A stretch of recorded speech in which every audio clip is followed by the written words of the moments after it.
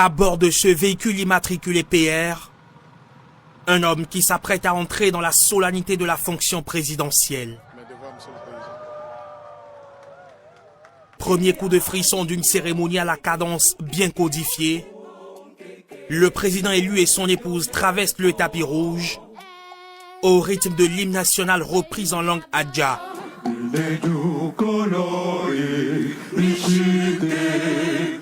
Installé à l'estrade, Romia Douadani dévisage 6000 invités qui représentent le Bénin dans toute sa diversité.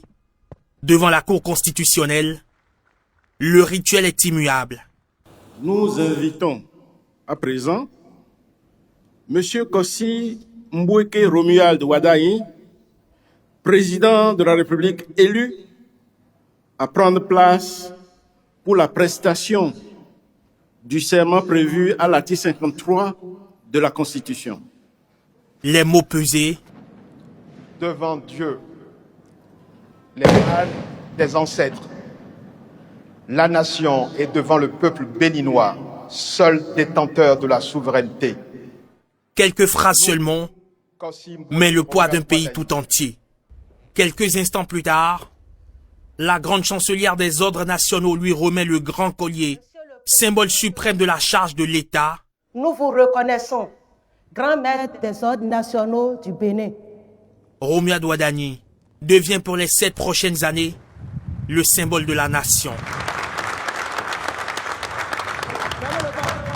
Puis la transmission du commandement militaire est immédiate, rendue effective avec la remise du drapeau par le chef d'état-major général.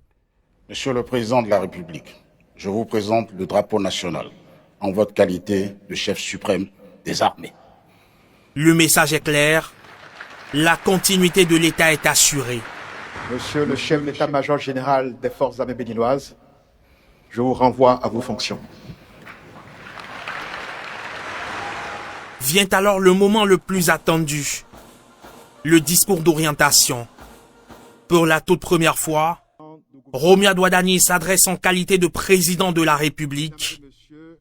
Face aux défis économiques et géopolitiques, il choisit des mots de rassemblement qui fixent le cap de son septennat. 12 minutes 52 secondes pour un grand oral reçu avec des salves d'applaudissements.